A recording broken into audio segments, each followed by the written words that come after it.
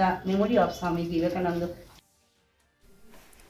The Meghalaya High Court today dismissed the writ appeal of 66 persons who sought to be reinstated as assistant teachers in government lower primary schools in the state.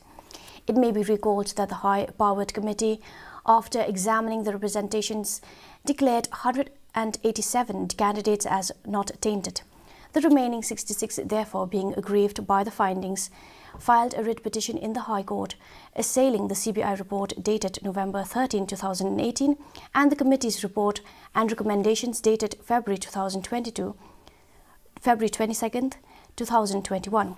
Senior advocate Salman Khurshid said that the court felt the issue of whether the marks were given properly or not by the committee is not appealable, and therefore, if there are two views, they have to rest with the view of the committee. We will, once the judgment comes, we will study it and see if there are any possibilities for a further appeal.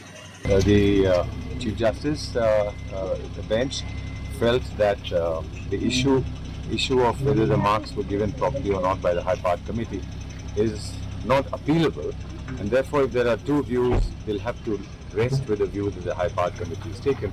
That was about allocation of marks.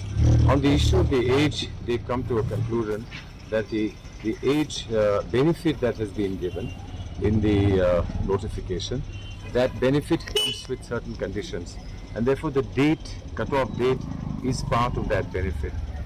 This is something on which I'm afraid I couldn't persuade the Chief, but this is, I believe, a matter that can be inquired into further.